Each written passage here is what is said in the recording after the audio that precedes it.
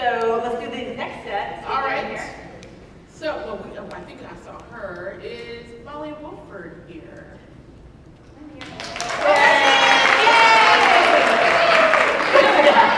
You win by default. Not very exciting. The Texas Partnership for Out of School Time, all the way from Austin, Texas. Molly Wolford. No, Molly, you got married. Clayton. Molly Clayton.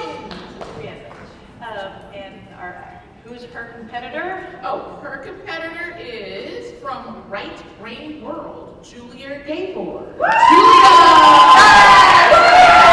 Price is right. Exactly.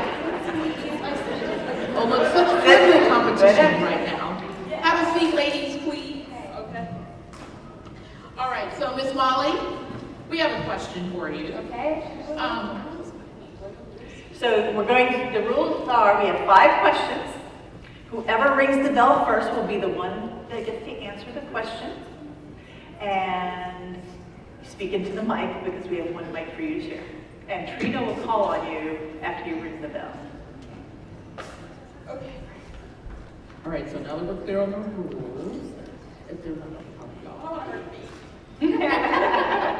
Yes, let's not do that. Okay, so Molly, what is your proudest accomplishment over at TextPost? No, that's just a direct question. Okay, so I think my proudest accomplishment with TextPost over the last 3 years, it's been quite a learning experience, but I think working during the last legislative session to create the Expanded Learning Opportunities Council, and that council has been meeting this year and is preparing some recommendations for the Texas legislature and the Texas governor in an upcoming report. And so I think that legislation has elevated the field and the issue among some policymakers as well as administrators and advocates alike. So that's something I'm really proud of. And us too. Thank you. That serves all of us. All of us. We appreciate that. All right. I have a question for you, Julia. I understand that you used to work for the Tiger Woods Foundation, yes? Yes. What was your favorite takeaway from working with that organization? Yeah, that's a hard question also. I think, I had a lot of mentors there who were really fabulous educators, and one of the things I really learned about was sustainability and youth development, really understanding that you can't just walk into a classroom and make kids smile only. Like, you really have to work towards a goal in terms of, what are their passions, and then really help them graduate into and matriculate into college programs or vocational skills, that you have to find ways to retain kids, sustain them in your programs, and to keep them working really strong and engaged in youth development activities so that you have them for longer periods of time and that you're sustaining your programs. Awesome. Thank you for sharing, Julia. All right, are you guys ready to play head-to-head? All right, so those of you here in the audience, we want you to be a part of this as well. Please help cheer on the candidates. We have Molly on our right, we have Julia on our left. Are you ready, ladies? Yes. Yes. Dr. Carruthers, are you ready? I'm ready. Let's get started with our first question. Okay, question number 1. What enormously popular circular-shaped product did Hanson Crockett Gregory invent when he was only 15 years old? And I can give you 3 choices. A, onion rings. B, donuts. And C, hula hoops. That is Miss Molly Clayton. My personal favorite would have been the onion rings, but I think it's hula hoops. Hula hoops? That is incorrect. It is donuts. Donuts. Yes, sorry. Yeah, you were sorry. wrong number. No Sorry. point there. Did But anyone know that? we're warming up. Did anyone know that? We're gonna just keep it moving.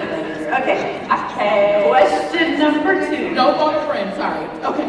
According to America After 3 p.m., from Big Cities to Small Towns report, which of the following types of communities is currently benefiting the most from after-school programs? A, rural communities, B, suburban communities, or C, urban communities? Miss Julia. Urban. Yes, yes. That is correct. Let's give her a round of applause. And while that is the case, I know that lots of states are making efforts to reach out to these urban communities to make sure they can access those dollars as well. And I know at the state level, like, we're wrestling with that as well. All right, number 3. What does the abbreviation HMU stand for in the world of social networking?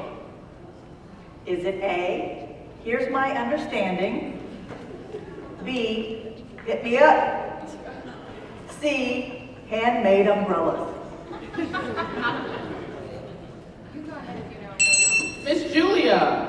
Hit me up. Oh yeah! Congratulations. How many of you do that, audience? Real, A few. Okay. I'm over 40, so I don't know. We're working on it. Are you Okay. ladies ready for your next question? Yes.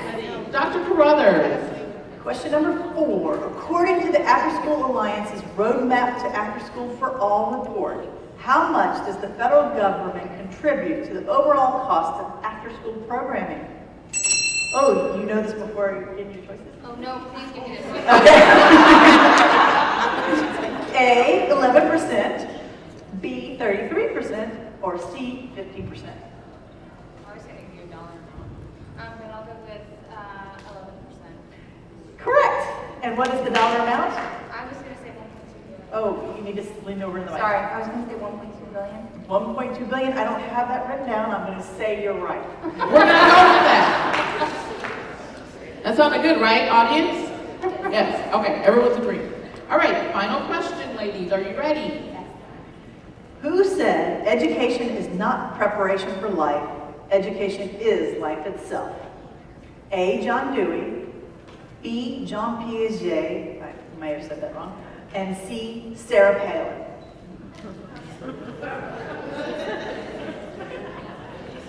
You must bring it, ladies. Go ahead. I'll just say John Dewey. Yay, correct! That is correct. Awesome. And so Trina, we've had 5 questions. We have, and with the score of 3-1, Julia Gabers, the winner of Right Way World. Congratulations, Miss Julia, and thank you, Miss Molly, for playing our game today. Can I have a round of applause from the audience? And before you leave, we need to get you your t-shirt. So you get a Making After School Cool t-shirt. Okay, so for our second final round of Making After School Cool Trivia Challenge, Trina, who do we have today? We have, representing American Robotics Academy, Ms. Alicia McDonald. Alicia, what is the most unusual robot you have ever seen? The most unusual robot I've ever seen is probably one of the Rube Goldberg machines we build throughout some of the summers. The kids make about 20 different robots and put them together to perform a small task at the end of either a week or an 8-week session. We built about 20 robots, and the ending robot pushed a button on the camera and it took the class a picture. Awesome. We'd love to see that. Okay, and now we have Ms. Valerie Peterson-Kelly representing Very positive outlook. Very Positive Outlook. And what does Very Positive Outlook have a positive outlook on? Oh, wow, we're a fatherhood consulting company. So all we do is develop workshops that keep fathers engaged on campuses from early childhood to high school. Awesome. All right, ladies, are you ready to play head-to-head with the Making After School Cool podcast? Let's do it. Dr. Carruthers, over to you. All right, question number 1. Approximately how many children, 17 years old and younger, are there in the United States as reported by childstats.gov? Is it A, 157 million? Is it B, 73 million? Or C, 28 million? Miss Valerie. I'm going to take a stab and say 28 million. It is not correct.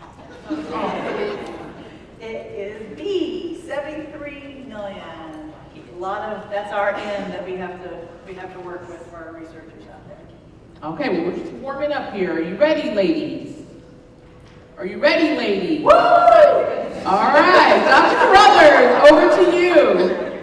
What is the nickname for our current crop of up-and-coming young people? Is it A, Generation Z, B, Generation Y, or C, the lost generation?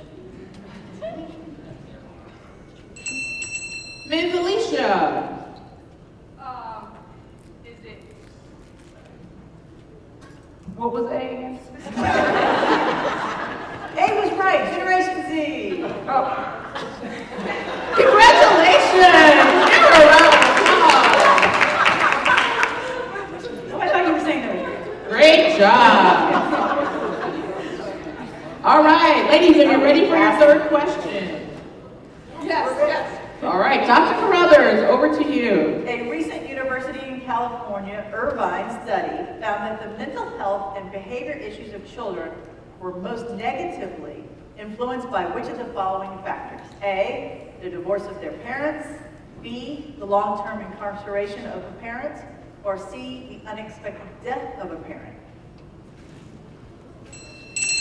Miss Valerie. I'm going to take a stab and say B, the untimely incarceration of parents. Correct. Awesome. All right, ladies, ready? Not an awesome answer, just an awesome. Oh, no, right. That's horrible. Just that's correct. Ladies, ready for your fourth question? All right, Dr. Carruthers. According to the National Sleep Foundation, how much should teenagers sleep each night to maintain optimum health? A, 9 hours, B, 8 hours, C, as much as they want. Miss Alicia. 9 hours? No, I'm sorry. It is B, 8 hours. All right, going to our last and final question. We are at a draw right now. Each contestant has 1 point. Dr. Carruthers, over to you. Who won the 2014 Teen Choice Award for the Best Female Music Artist? Gotta keep up with our kids here, guys. A, Katy Perry. Oh, shows you, I said I was over 40. B, Miley Cyrus. And C, Ariana Grande. Miss Valerie. Katy Perry. We're bouncing to you, that was wrong? Miley Cyrus or Ariana Grande? Miley Cyrus? I didn't even know you did. Okay, audience. Ariana Grande. You gotta keep up with this. We had a time in session, so guess what? We'll give you both shirts. All right. Thank you, ladies, for playing. Alicia McDonald and Valerie Peterson Kelly, thank you all very much for playing.